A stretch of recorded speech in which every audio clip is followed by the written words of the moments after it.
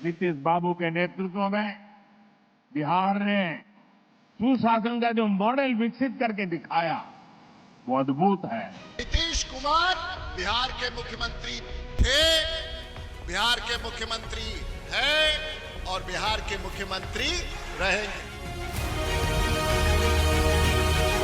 CM या PM कोई भी सीट खाली नहीं है, यहाँ नीतीश कुमार जी है, वहाँ मोदी जी। क्या बताइए, हमारा नेता तो हो गया तेजस्वी यादव, आपका नेता कौन है बता दीजिए। नीतीश कुमार जी को चुनाव के लिए रख रहे हैं आगे। चुनाव के बाद भारतीय जनता पार्टी उन्हें मुख्यमंत्री नहीं बनाएगी। आप उन लोगों का क्या हाल था पहले 2005 से पूर्व? बड़े पैमाने पर अपराध होते थे और पहले की सरकार ने कुछ नहीं किया।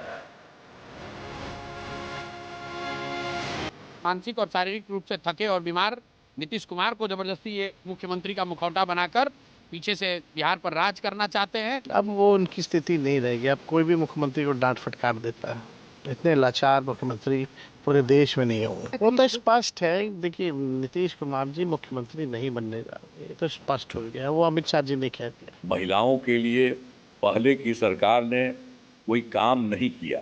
बिहार को जंगल राज से मुक्ति दिलाने में उनकी भूमिका, उसकी जितनी सराहना की जाए वो कम है। कोई भी बिहार को उस पुराने लालटेन युग में नहीं लेके जाएगा। अब तो एलईडी की दुनिया लाइट में नीतीश जी बिहार को लेकर के आगे बढ़ चुके हैं।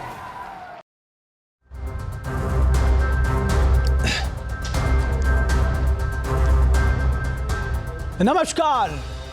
नीतीश कुमार बिहार की राजनीति में आज भी इतने प्रासंगिक क्यों हैं? क्या उनके द्वारा की गई जो जाति गोलबंदी है वो उन्हें एक बड़ा फैक्टर बनाती है? एक वीडियो मैसेज में उन्होंने साफ कहा है कि 2005 से पहले बिहारी कहलाना अपमान का विषय था, जो आज सम्मान का विषय हो गया है।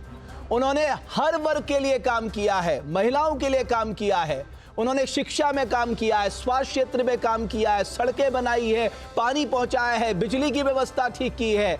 इसलिए उन्हें वोट देना चाहिए। आज के जो हमारे प्रमुख सवाल है चर्चा से जुड़े हुए, उसमें पहला सवाल है, क्या बिहार में चुनाव में नीतीश से बड़ा कोई फैक्टर नहीं?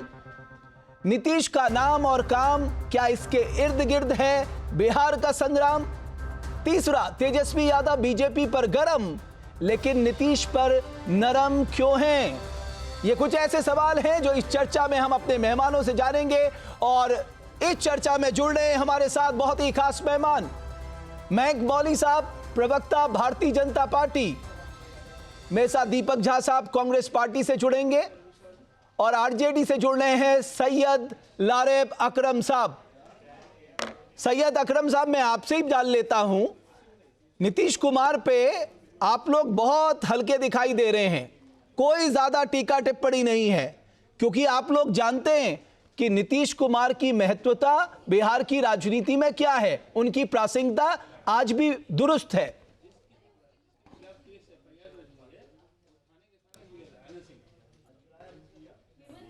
जी बहुत धन्यवाद, नमस्कार जी। नहीं, आपकी बात जो आपने कही इसमें मुझे नहीं लगता कि मौजूदा जो हालात है बिहार का और बीते कई सालों से लोगों ने विटनेस किया है। जिस बात को आपने शुरू में उठाया कि शिक्षा के क्षेत्र में काम किया या स्वास्थ्य के क्षेत्र में काम किया, वो काम कहाँ हुआ है, किस ग्रह पर हुआ है, वो पता नहीं है। बिहार एक ऐसा प्रदेश है आज भी जहाँ 6 साल में ग्रेजुएशन हो रहा है, 7 साल में सेशन हो रहा है, हर तरह का पर्चा लीक हो रहा है, एक पेपर आप नहीं करा पा रहे हैं, रोजगार की क्या सृजन आपने 20 साल में की, जवाब आपको देना है। महिलाओं के साथ जो हिंसा जिस तरह से बढ़ी है, लगातार खबरें आ रही हैं, आप मीडिया में बैठे हुए, आपके पास आपसे ज्यादा सोर्स किसके पास है? लॉ एंड ऑर्डर तो है ही नहीं है, मॉडल कोड ऑफ कंडक्ट लागू है और इस बीच में गोलीबारी हो रही है। 40-40 गाड़ियों के काफिले से एनडीए का उम्मीदवार घूम रहा है। इलेक्शन कमीशन भी मौन है, खामोश है, सरकार खामोश है, मुख्यमंत्री म्यूट है, कहां है पता नहीं, क्या बोल रहे हैं पता नहीं। तो इररिलेवेंट हो चुके हैं। बिहार के हालात के लिए जिम्मेदार बिहार का मुखिया, बिहार के मुख्यमंत्री माननीय Nitish Kumar ji. Law and order Bihar में पूरी तरह खत्म हो चुका है, ये आज की बात नहीं है।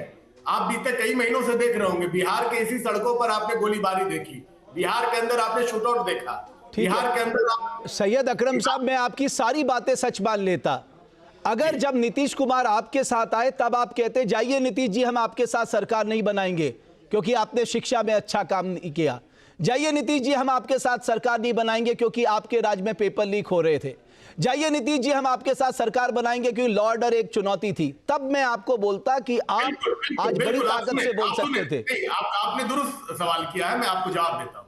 जब नीतीश कुमार जी आए थे हमारे पास तो नीतीश कुमार जी ने कहा था कि हमारी पटिया बचा लीजिए, हमारे पार्टी को खा जाएगा ये लोग। ये भारतीय जनता पार्टी के लोग उनके पार्टी पर कौन सा कब्जा करना चाहते थे वो नीतीश कुमार जी भली भांति देख रहे हैं। और आज नीतीश कुमार जी की हालात ये हो गई है कि 101 सीट पर सिमट के लड़ रहे हैं अपना चुनाव और 142 सीटों पर भारतीय जनता पार्टी और उसके अनुषंगिक दूसरे घटक दल के लोग लड़ रहे हैं। तो नीतीश कुमार जी तो हमारे पास आए और हमने 17 महीने की 18 महीने की सरकार में 5 साल रोजगार 5 लाख रोजगार का सृजन किया है। ठीक है, आपकी बात ले ली सर। मयंक मौली साहब, ये तो आप लोग आज राष्ट्रीय टेलीविजन में एक्सेप्ट कर लीजिए कि नीतीश ब्रांड जो है वो आपको बिहार में स्थापित करता है, बिना नीतीश के आपका गुजारा नहीं है बिहार में, इसलिए नीतीश इतने प्रासंगिक हैं बिहार के लिए भी और खासकर आपके लिए भी। देखिए, नीतीश कुमार जी, उनके दल से हमारा जो रिश्ता है वो विगत 29 वर्षों का है और एक नैसर्गिक रिश्ता है।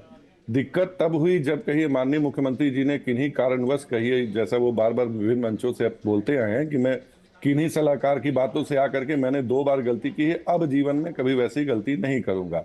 और 2 बार मौका दिया उन्होंने इनके युवराज को, दोनों बार क्या हुआ, अखंड भ्रष्टाचार में डूबे युवराज जो है अपनी कलाबाजियों से बाज नहीं आए, फिर से भ्रष्टाचार, फिर से वही सारी चीजें, फिर से वही जंगल राज। तो उन्होंने फिर कहिए वापसी की और ये बिल्कुल आपने बजाय फरमाया कि नीतीश कुमार जी फैक्टर हैं आपके जो आज डिबेट का शीर्षक है। और ये तो हमारी भी तो कामयाबी है ना कि एनडीए में कहिए पूल ऑफ सुपरस्टार्स हैं, there is a pool of avengers, जिसमें कि जो एनडीए में नहीं, बीजेपी में कहां है, वो तो सब कुछ नीतीश कुमार के इर्द गिर्द है साहब, आपके पास तो कोई लीडर ही नहीं है। किसने आपको कह दिया? भारतीय जनता पार्टी, गिनवा दीजिए। एक आप टॉप से ऊपर से उठा के देख लीजिए, सम्राट चौधरी जी हमारे डिप्टी सीएम है, विजय सिन्हा जी हैं, उसके बाद से बहुत लंबी है, सुशील कुमार मोदी जी जो अब दिवंगत हैं, नहीं रहे, उनको नीतीश कुमार जी उनकी जोड़ी जो कहिए बिल्कुल वर्ल्ड फेमस मानी जाती थी, बकायदा राम लक्ष्मण की जोड़ी थी एक जमाने में। कहाँ लीडर्स नहीं है? और भारतीय जनता पार्टी क्या कोई डायनेस्टी वाली पॉलिटिक्स थोड़ी करती है, हमारी कार्यकर्ता बेस पार्टी है, हमें खुद पता नहीं होता कि हमारा राष्ट्रीय अध्यक्ष कौन है। क्या मैं ये बात सिर्फ राजद के लिए कह सकता हूं? नहीं। अब विगत कहिए लगभग 1997 से जब से पार्टी बनी है, आदरणीय लालू प्रसाद यादव जी आज भी उसी के अध्यक्ष हैं। ये दूसरी बात है कि वो सजा याफ्ता हैं और अपनी सजा काट रहे हैं, उसके बाद भी वही अध्यक्ष हैं। ठीक है, जहां भक्ति है हर शब्द में, कथाओं में छिपे हैं दिव्य रहस्य और ज्योतिष देता है जीवन को दिशा। धर्म से जुड़ी हर बातों को जानने के लिए हमारे चैनल स्तुति को सब्सक्राइब करें। चैनल पर जाने के लिए इस लिंक पर क्लिक करें।